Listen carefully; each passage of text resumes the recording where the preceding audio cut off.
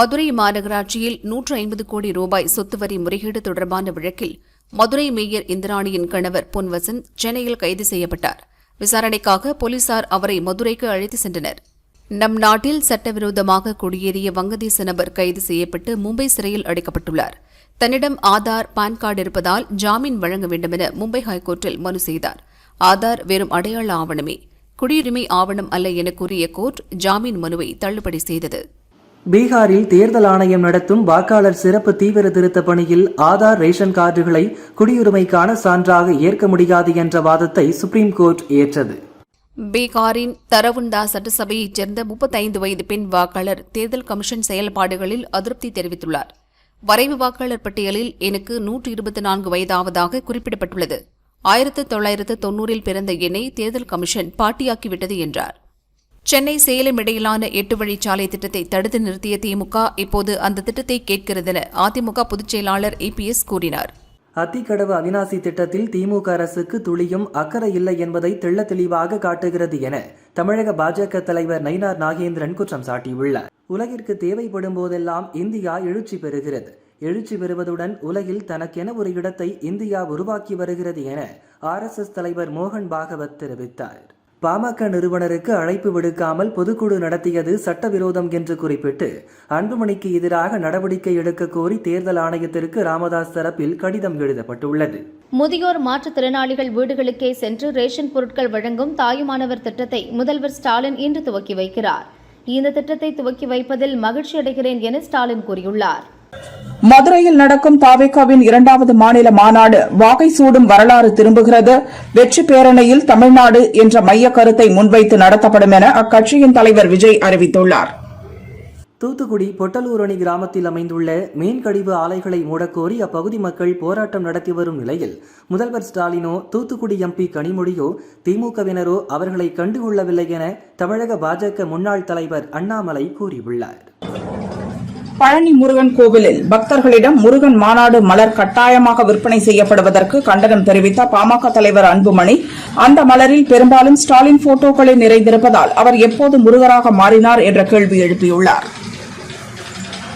முதியவர்களுக்கு வீட்டிற்கே சென்று ரேஷன் வழங்கும் திட்டத்தை விஜயகாந்த் முதல் தேர்தல் அறிக்கையிலேயே தெரிவித்தார். அன்று அனைத்து கட்சியினரும் இது சாத்தியமில்லை என்று கூறி அவரை பார்த்து சிரித்தனர். இன்று வாயடைத்து போயுள்ளனர். அவரது கனவு திட்டத்தை செயல்படுத்திய முதல்வருக்கு நன்றி என பிரேமலதா கூறியுள்ளார். பாஜவில் இருந்து இதுவரை யாரும் பன்னீர்செல்வத்திடம் பேசவில்லை. இருப்பினும் அவர் தேசிய ஜனநாயக கூட்டணிக்கு வருவார் என அமமுக பொதுச் செயலாளர் TTV தினகரன் கூறியுள்ளார். பணிக்கு திரும்புமாறு சென்னை மாநகராட்சி விடுத்த வேண்டுகோளை ஏற்க மறுத்த தூய்மை பணியாளர்கள் போராட்டம் தொடரும் என அறிவித்துள்ளனர். கல்லறை திருநாளன்று ஆசிரியர் தகுதி தேர்வு அறிவிக்கப்பட்டிருப்பது வருத்தம் அளிக்கிறது. உடனடியாக தேர்வை வேறொரு தேதிக்கு மாற்றி அறிவிக்க வேண்டும் என அதிமுக பொதுச் செயலாளர் பழனிசாமி வலியுறுத்தியுள்ளார். பாம்பன் தூக்குப்பாலத்தில் ஏற்பட்ட கோளாறால் ரயில் போக்குவரத்து பாதிக்கப்பட்டது. ராமேஸ்வரம் மதுரை பயணிகள் ரயில் மற்றும் ராமேஸ்வரம் தாம்பரம் எக்ஸ்பிரஸ் ஆகியவை குந்துக்கால் அருகே பாதி வழியில் நிறுத்தி வைக்கப்பட்டன.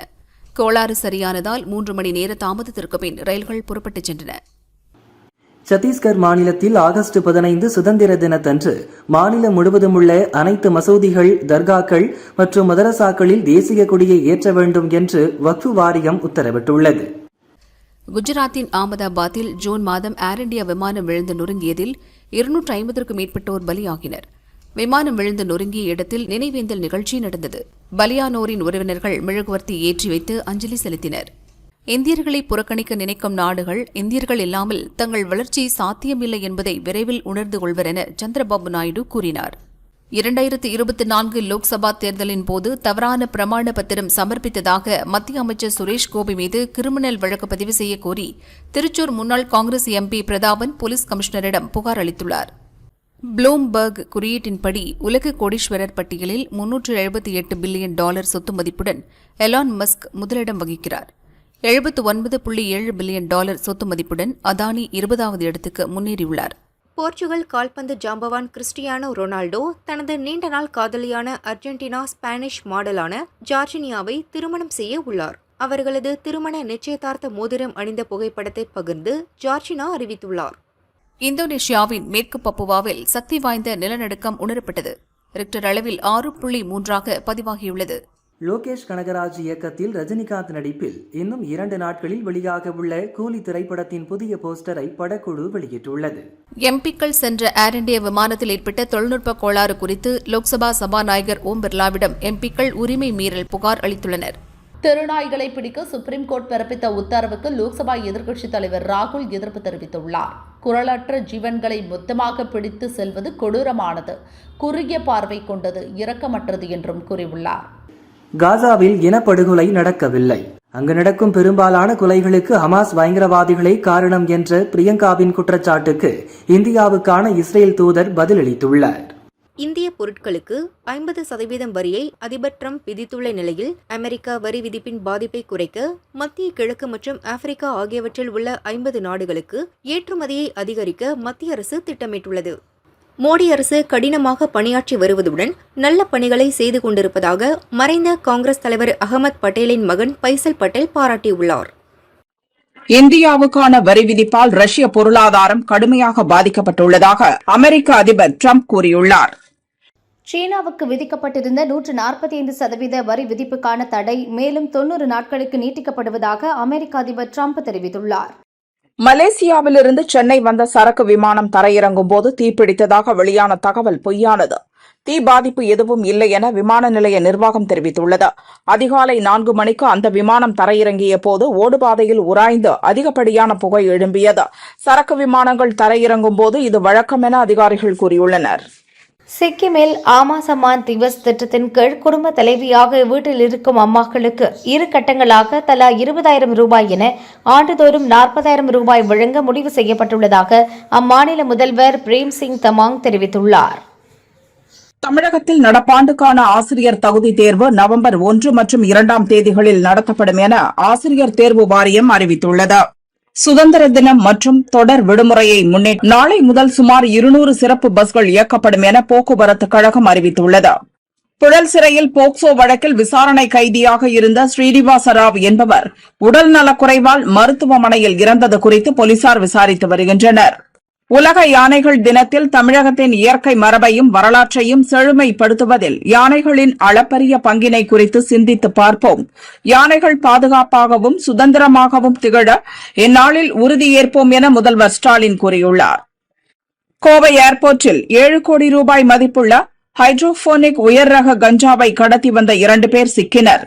அவர்களிடமிருந்து சுமார் 6.7 கிலோ கஞ்சா செடி பறிமுதல் செய்யப்பட்டது. கிருஷ்ணகிரி சூடச்சத்திரம் கிராமத்தில் கொட்டகையில் மாட்டுச் சாணத்தை எடுத்துக் கொண்டிருந்த கல்லப்பா என்பவரை காட்டு யானை தாக்கியதில் சம்பவ இடத்திலேயே பரிதாபமாக உயிரிழந்தார். அவரது உடலை பார்த்த உறவினர்கள் கதறி அழுதனர். சேமிப்பு கணக்குகளுக்காக மினிமம் பேலன்ஸை தீர்மானிப்பது வங்கிகள்தான், நாங்கள் அதை கட்டுப்படுத்தவில்லை என reserve bank governor Sanjay Malhotra தெளிவுபடுத்தியுள்ளார். கேரளாவில் HIV நோய் தொற்றாளர்களின் எண்ணிக்கை கடந்த 4 ஆண்டுகளில் இல்லாத அளவு உயர்ந்துள்ளது அதிர்ச்சியை ஏற்படுத்தியுள்ளது. 2024-25 தொற்று உறுதிப்படுத்தப்பட்ட 1213 நோயாளிகளில் 197 பேர் 19 முதல் 25 வயதுக்குள்ளானவர்கள். தானம் பெறப்படும் உடல் உறுப்புகளை ஒதுக்குவதில் பெண்களுக்கு முன்னுரிமை கொடுக்க வேண்டும். உறுப்புகள் தானம் செய்பவர்களின் இறுதிச் சடங்கு கண்ணியமான முறையில் நடக்க வேண்டும் என தேசிய உறுப்பு மற்றும் திசுமாற்று சிகிச்சை அமைப்பு பரிந்துரைத்துள்ளது. சென்னையில் போராடி வரும் தூய்மை பணியாளர்களுடன் பேச்சுவார்த்தை நடந்து வருகிறது. சுமூக தீர்வு எட்டப்படும். முதல்வர் விரைவில் நல்ல முடிவு எடுப்பார் என அமைச்சர் நேரு கூறினார். பழங்குடியின மக்களின் அடிப்படை பிரச்சினைகள் பூர்த்தி செய்ய நடவடிக்கை எடுக்கப்படும் என பொள்ளாச்சியில் புதிய சப் கலெக்டராக பொறுப்பேற்ற ராமகிருஷ்ணசாமி உறுதியளித்துள்ளார். புதுச்சேரி ரெஸ்ட்ரோ பாரில் தமிழக இளைஞர் கொலை செய்யப்பட்ட வழக்கில் இதுவரை பார் உரிமையாளர் உட்பட 7 பேரை போலீசார் கைது செய்துள்ளனர். தலைமறைவாக உள்ள 4 பேரை தேடி வருகின்றனர். புதுச்சேரி ரெஸ்ட்ரோ பாரில் கல்லூரி மாணவன் கொலை செய்யப்பட்டதற்கு எதிர்ப்பு தெரிவித்து வழிபாட்டு தலங்கள் அருகே உள்ள ரெஸ்டோ பார்களை மூட வலியுறுத்தி மகளிர் காங்கிரஸ் கட்சியினர் ஆர்ப்பாட்டத்தில் ஈடுபட்டனர். தஞ்சை பூம்புகார் விற்பனை நிலையத்தில் கிருஷ்ண ஜெயந்தியை முன்னிட்டு கிருஷ்ணர் பொம்மைகள் கண்காட்சி நடைபெற்று வருகிறது. அனைத்து கிருஷ்ணர் பொம்மைகளுக்கும் 10% தள்ளுபடியும் வழங்கப்படுகிறது.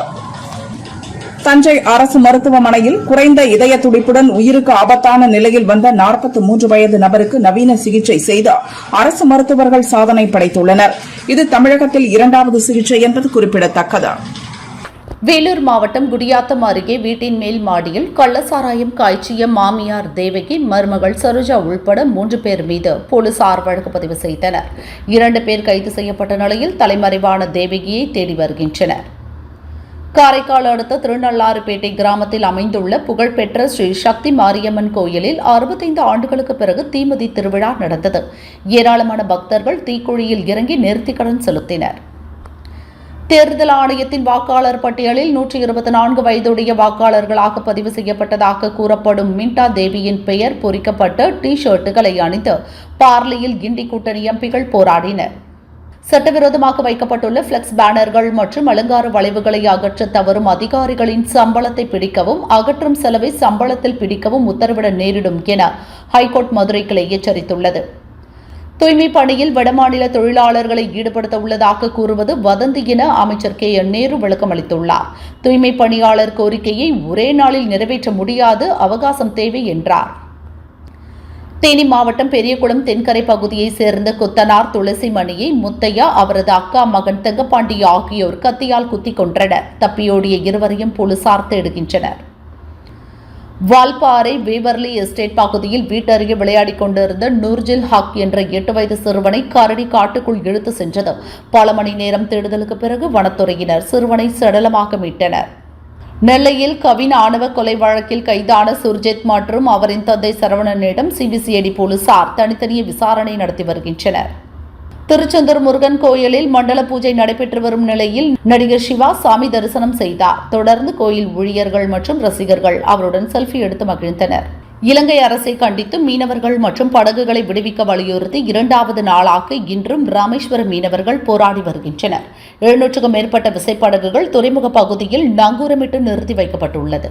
சிந்து நதிநீர் ஒப்பந்தத்தில் மாற்றங்களை செய்தால் இந்தியாவுக்கு எதிராக மற்றொரு சுற்றுப்போர் தொடுக்கப்படும். பாகிஸ்தான் ஒருபோதும் தலை வணங்காது என பிலாவல் பூட்டோ மிரட்டல் விடுத்துள்ளார். திருச்சி முன்னாள் மேயரான சுஜாதா மாரடைப்பால் காலமானார். அவருக்கு வயது 54. காங்கிரஸ் கட்சியை சேர்ந்த சுஜாதா தற்போது 31வது வார்டு கவுன்சிலராக இருந்தது குறிப்பிடத்தக்கது. தமிழக தொடக்க பள்ளிகளில் உள்ள காலி பணியிடங்களை இடைநிலை ஆசிரியர்கள் மற்றும் நியமன தேர்வில் தேர்ச்சி பெற்றவர்களை கொண்டு நிரப்ப வேண்டும் என பாமக நிறுவனர் ராமதாஸ் அரசை வலியுறுத்தியுள்ளார். நீதிபதி யஷ்வந்த் வர்மா பதவி நீக்கம் தொடர்பாக லோக்சபாவில் 146 எம்பிக்கள் கையெழுத்திட்ட தீர்மானம் சபாநாயகரிடம் ஒப்படைக்கப்பட்டுள்ளது. இதுகுறித்து விசாரிக்க 3 நீதிபதிகள் கொண்ட குழு அமைக்கப்பட்டுள்ளதாக சபாநாயகர் ஓம் பிர்லா கூறியுள்ளார். ஆவடி மாநகராட்சியில் நிலவி வரும் சுகாதார மற்றும் நிர்வாக சீர்கேடுகளை கண்டித்து ஆகஸ்ட் 22ஆம் தேதி அதிமுக சார்பில் ஆர்ப்பாட்டம் நடத்தப்படும் என அக்கட்சியின் பொதுச் செயலாளர் பழனிசாமி அறிவித்துள்ளார்.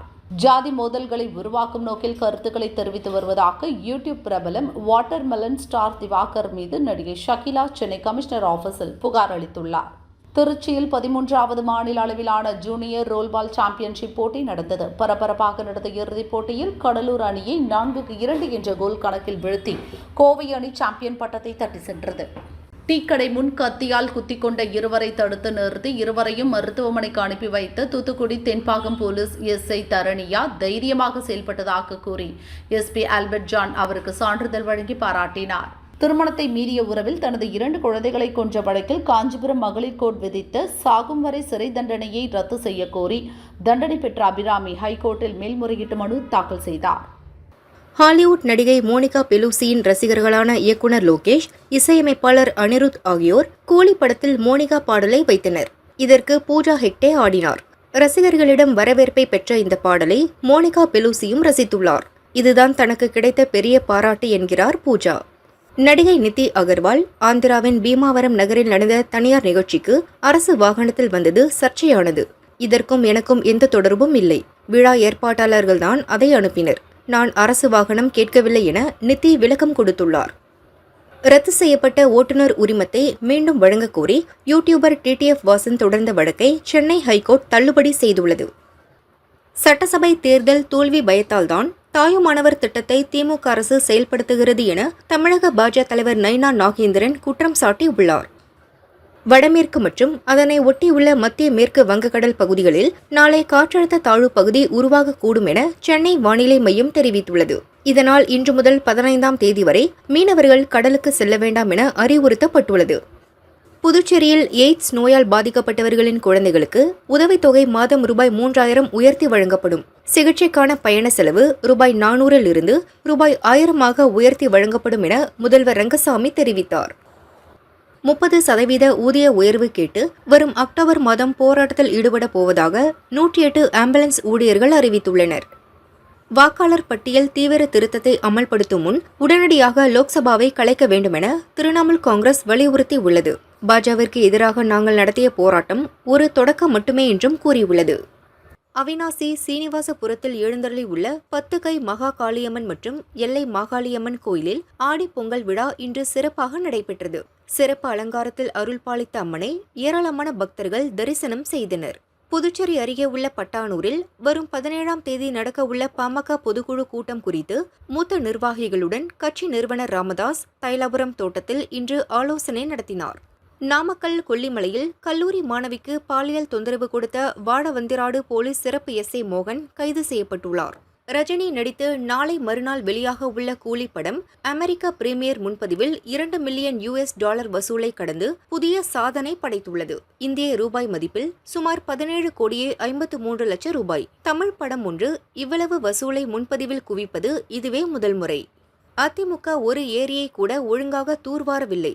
பாலாறு மாசுபடுவதை தடுக்க நடவடிக்கை எடுக்க வேண்டுமென உச்சநீதிமன்ற உத்தரவை நாங்கள் நடைமுறைப்படுத்த நடவடிக்கை எடுப்போம் என அமைச்சர் துரைமுருகன் தெரிவித்தார். வேலூர் குடியாத்தம் வைத்தீஸ்வர நகர் பகுதியில் உள்ள பழமை வாய்ந்த கருமாரியம்மன் கோயிலில் அம்மன் சிலையின் இடது கண்களில் இருந்து தண்ணீர் வடிந்ததால் பரபரப்பு ஏற்பட்டது. பக்தர்கள் திரண்டு தரிசனம் செய்தனர். புதுச்சேரி முதலியார்பேட்டையைச் சேர்ந்த ஓவியர் குமார் நடிகர் ரஜினிகாந்த் நடிப்பில் வெளியாக உள்ள கூலி படத்தை வரவேற்கும் விதமாக பெயிண்ட் டப்பாக்களை கொண்டு ரஜினி ஓவியம் மற்றும் பாட்டில் மூடிகளை கொண்டு ரஜினி 3D ஓவியம் போன்றவற்றை உருவாக்கியுள்ளார். திருவள்ளூர், ராணிப்பேட்டை, திருவண்ணாமலை, விழுப்புரம், கள்ளக்குறிச்சி, கடலூர், நீலகிரியின் ஓரிரு இடங்களில் நாளை கனமழை பெய்ய வாய்ப்புள்ளதாக வானிலை மையம் தெரிவித்துள்ளது. பெண்களுக்கான ஸ்பீட் செஸ் சாம்பியன்ஷிப் ஆன்லைனில் நடக்கிறது. இதில் இந்தியாவின் திவ்யா சீனாவின் லை டிங்ஜியை 10-3 என்ற புள்ளிக்கணக்கில் வீழ்த்தி காலிறுதிக்கு முன்னேறினார். சென்னையில் பணி நிரந்தரம் உள்ளிட்ட கோரிக்கைகளை வலியுறுத்தி போராடி வரும் தூய்மை பணியாளர்களை தவிக தலைவர் விஜய் நேரில் சந்தித்து ஆதரவு தெரிவித்திருக்க வேண்டும் என்கிறார் நடிகர் தாடி பாலாஜி. திருப்பதி மலைப்பாதையில் வாகனங்கள் செல்ல இனி ஃபாஸ்டாக் கட்டாயம் என தேவஸ்தானம் தெரிவித்துள்ளது. இந்த புதிய நடைமுறை வரும் 15ஆம் தேதி முதல் அமல்படுத்தப்படுகிறது. வாக்கு திருட்டுக்கு எதிராக அனைத்து ஜனநாயக சக்திகளும் ஒன்றிணைந்துள்ள நிலையில் பாஜகவுடன் இணைந்த எடப்பாடி பழனிசாமி மௌனமாக உள்ளார். பாஜகவிற்கு துணை போகும் இபிஎஸ் மூழ்கும் கப்பலில் ஏறி உள்ளார் என்று காங்கிரஸ் மாநில தலைவர் செல்வ பெருந்தகை தெரிவித்தார். சமீபத்தில் 3 தேசிய விருதுகளை வென்ற படம் பார்க்கிங். இதை இயக்கிய ராம்குமார் பாலகிருஷ்ணன் அடுத்து சிம்புவின் 49வது படத்தை இயக்குவதாக அறிவிப்பு வந்தது. திடீரென வெற்றிமாறன் பட வாய்ப்பு வந்ததால் அதில் நடிக்க போய்விட்டார் சிம்பு. அந்த இடைவெளியில் நடிகர் விக்ரமை சந்தித்து ஒரு கதையை சொல்லி ஓகே வாங்கிவிட்டார். விக்ரமின் 65வது படமாக உருவாகும் இது இந்த ஆண்டு இறுதியில் துவங்குகிறது. பிலிம்பேர் வழங்கிய பிலிம்பேர் கிளாமர் அண்ட் ஸ்டைல் தென்னிந்தியா 2025 விருதுகளில் நடிகை மாளவிகா மோகனன் hot stepper of the year மற்றும் hottest star of the year என்ற 2 விருதுகளை வென்றுள்ளார். அந்த போட்டோவை பகிர்ந்து ஒரே இரவில் 2 விருதுகள், ஒரே இரவில் இவ்வளவு ஹாட் என்று அழைக்கப்படுவதை என்னால் கையாள முடியாத அளவிற்கு இருக்கிறது என்று மகிழ்ச்சியுடன் குறிப்பிட்டுள்ளார். மலையாள நடிகர் ஷேன் நிகமின் 25வது படமாக பல்டி உருவாகிறது. ஹீரோயினாக பிரீத்தி அஸ்ரானி நடிக்கிறார். மலையாளம் தமிழில் தயாராகும் இதை உன்னி சிவலிங்கம் இயக்குகிறார். சாய் அபயங்கர் இசையமைக்கிறார். இந்த படத்தில் தமிழ் நடிகர் சாந்தனுவும் முக்கிய வேடத்தில் நடிக்கவுள்ளார். இவரின் அறிமுக வீடியோ வெளியாகியுள்ளது. இது கபடி தொடர்பான படம் என்பதால் இவர்கள் கபடி வீரர்களாக நடிக்கின்றனர். செப்டம்பரில் வெளியாகிறது. தனுஷ் அறிமுகமான துள்ளுவதோ இளமை படத்தில் அவருடன் சமமான ரோலில் நடித்தவர் அபிநய். அதன்பின் சில படங்களில் நடித்தார். கல்லீரல் பிரச்சனையால் சில ஆண்டுகளாக அவதிப்பட்டு ஆளை அடையாளம் தெரியாத அளவிற்கு மாறியிருந்தார். அவருக்கு மருத்துவ உதவி தேவைப்பட்ட நிலையில் நடிகர் KPY பாலா 1 லட்சம் ரூபாய் கொடுத்து உதவினார். இப்போது தனுஷ் 5 லட்சம் ரூபாய் கொடுத்து உதவி செய்துள்ளாராம். விஜயகாந்த் இருந்திருந்தால் ரஜினியின் 50வது ஆண்டு விழாவை விமரிசையாக கொண்டாடியிருப்பார். திரை சங்கங்கள் இணைந்து அவரது ஆண்டு விழாவை மிகப்பெரிய பாராட்டு விழாவாக எடுக்க வேண்டும் என தேமுதிக பொதுச் செயலாளர் பிரேமலதா வலியுறுத்தினார். பசுமாட்டை நாட்டின் தேசிய விலங்காக அறிவிக்க எந்த ஒரு திட்டமும் இல்லை என மத்திய மீன்வளம், கால்நடை பராமரிப்பு மற்றும் பால்வளத்துறை இணையமைச்சர் SP சிங் பாகேல் பார்லிமென்றில் தெரிவித்தார். காற்று மாசுபடுவதால் டெல்லியில் பழைய வாகனங்கள் பயன்படுத்த நடவடிக்கைகள் எடுக்கப்பட்டு வந்த நிலையில் பழைய வாகனங்கள் வைத்துள்ளவர்கள் மீது எந்த நடவடிக்கையும் எடுக்கக்கூடாது என சுப்ரீம் கோர்ட் உத்தரவிட்டுள்ளது. பணியில் இருக்கும்போது உயிரிழந்த அரசு ஊழியர்களின் வாரிசுகளுக்கு 3 ஆண்டுக்குள் கருணை அடிப்படையில் பணி நியமனம் வழங்கும் வகையில் அரசு விதிகளில் திருத்தம் செய்து தமிழக அரசு அரசாணை வெளியிட்டுள்ளது. தேர்தல் கமிஷன் தனது கடமையை செய்யவில்லை, நாங்கள் அரசியல் அமைப்பை பாதுகாத்து வருகிறோம் என காங்கிரஸ் MP ராகுல் கூறியுள்ளார். இஸ்லாமாபாத்தில் உள்ள இந்திய தூதரகத்துக்கு கேஸ், குடிநீர், செய்தித்தாள் ஆகியவற்றை விநியோகிக்கக்கூடாது என பாகிஸ்தான் தடுத்ததால் பதற்றம் ஏற்பட்டுள்ளது. திருப்பரங்குன்றம் மலைக்கு சிக்கந்தர் மலை என்ற பெயரும் உண்டு. அங்கு ஆடு, கோழி பலியிடும் நடைமுறையும் ஏற்கனவே உள்ளது என ஹைகோர்ட் மதுரை கிளையில் தமிழக அரசு தரப்பில் வாதிடப்பட்டது. மகள் ஸ்ரீகாந்திபதிக்கு பாமகவில் அல்லது வன்னியர் சங்கத்தில் முக்கிய பொறுப்பை வழங்க முடிவு செய்துள்ள ராமதாஸ், அன்புமணியின் செயல் தலைவர் பதவியை பறிக்கவும் திட்டமிட்டுள்ளார். தூய்மை பணிகளை தனியாருக்கு தாரை வார்த்து பணியாளர்களின் வாழ்வாதாரத்தை இழக்க வைத்ததே வெற்று விளம்பர மாடல் திமுக அரசின் சாதனை என தவிக தலைவர் விஜய் காட்டமாக கூறியுள்ளார். இந்து மதத்தை இழிவாக பேசியவர்கள் மீது திமுக அரசு நடவடிக்கை எடுக்க மறுத்து வருகிறது என இந்து முன்னணி மாநில தலைவர் காடேஸ்வரா சுப்பிரமணியம் கண்டனம் தெரிவித்துள்ளார். டெல்லி மனநல மருத்துவமனையில் நடிகை மீரா மிதுன் அட்மிட் செய்யப்பட்டுள்ளார். அவர் குணமடைந்ததும் ஆஜர்படுத்தப்படுவார் என சென்னை முதன்மை கோர்ட்டில் போலீசார் கூறியுள்ளனர். முதியோர், மாற்றுத்திறனாளிகள் வீடுகளுக்கே சென்று ரேஷன் பொருட்கள் வழங்கும் தாயுமானவர் திட்டத்தை முதல்வர் ஸ்டாலின் துவங்கி வைத்தார். பிறப்பு சான்றிதழ், ஆதார் அட்டை இல்லாததால் நரிக்குறவர் சமுதாயத்தைச் சேர்ந்த மாணவன் அரசு பள்ளியில் இருந்து வெளியேற்றப்பட்டுள்ளார். திமுக அரசின் சமூக நீதி பேச்சில் மட்டுமே உள்ளது, செயலில் அல்ல என்று தமிழக பாஜக முன்னாள் தலைவர் அண்ணாமலை கூறியுள்ளார். மதிமுக ஒருபோதும் பதவிக்காக கூட்டணி வைத்தது இல்லை, கொள்கைக்காகவே கூட்டணி வைப்போம் என மதிமுக பொதுச் செயலாளர் வைகோ கூறியுள்ளார். சென்னை நுங்கம்பாக்கத்தில் உள்ள நட்சத்திர ஹோட்டல் உரிமையாளர் பெரியசாமி வீட்டில் CBI அதிகாரிகள் சோதனை செய்கின்றனர். ஹோட்டல் மட்டுமின்றி பல்வேறு தொழில், கல்வி நிறுவனங்களை பெரியசாமி நடத்தி வருகிறார். விருதுநகர் மாவட்டம் சிவகாசி அருகே கணேஷ் பாண்டி என்ற இளைஞரை மர்ம நபர்கள் சரமாரியாக வெட்டி படுகொலை செய்தனர். சிவகாசி நகர் காவல் நிலைய போலீசார் வழக்கு பதிந்து விசாரிக்கின்றனர். போராட்டத்தில் ஈடுபட்டுள்ள தூய்மை பணியாளர்கள் அனைவரும் உடனடியாக பணிக்கு திரும்ப வேண்டும் என சென்னை மாநகராட்சி வேண்டுகோள் விடுத்துள்ளது. தமிழகத்தில் 207 அரசு பள்ளிகளில் மாணவர் எண்ணிக்கை 0 அப்பள்ளிகள் மூடப்பட்டு வருவதாக தகவல் வெளியாகி அதிர்ச்சியை ஏற்படுத்தியுள்ளது. சென்னையில் இன்று ஆபரண தங்கத்தின் விலை சவரனுக்கு 640 ரூபாய் குறைந்து 1 சவரன் 74,360 ரூபாய்க்கும் 1 கிராம் 9,295 ரூபாய்க்கும் விற்பனையாகிறது. வெள்ளி கிராமுக்கு 1 ரூபாய் குறைந்து 1 கிராம் 126 ரூபாய்க்கு விற்கப்படுகிறது. காங்கிரஸ் MP பிரியங்கா காணவில்லை என்று வயநாடு பாஜக பட்டியல் மோர்ச்சா தலைவர் முகுந்தன் பள்ளியரா SP-யிடம் புகார் அளித்துள்ளார். வயநாடு தொகுதியில் தென்மேற்கு பருவமழையால் மக்கள் பாதிக்கப்பட்டுள்ள நிலையில் அதற்கு உரிய நடவடிக்கை எடுக்க வேண்டிய MP காணவில்லை என்று அந்த புகாரில் குறிப்பிடப்பட்டுள்ளது. பாகிஸ்தானில் தனிநாடு கேட்டு போராடி வரும் பலுச்சிஸ்தான் விடுதலை படை, மஜித் படை பிரிவு ஆகியவற்றை பயங்கரவாத அமைப்புகள் என அமெரிக்கா அதிகாரப்பூர்வமாக அறிவித்துள்ளது. தமிழகத்தில் நடப்பாண்டில் ஜனவரி முதல் ஆகஸ்ட் வரை 3,67,000 பேர் நாய்க்கடியால் பாதிக்கப்பட்டுள்ளனர். 20 பேர் உயிரிழந்துள்ளனர். நாட்டிலேயே நாய்க்கடி பாதிப்பில் தமிழகம் முதலிடத்தில் உள்ளதாக தகவல் வெளியாகியுள்ளது.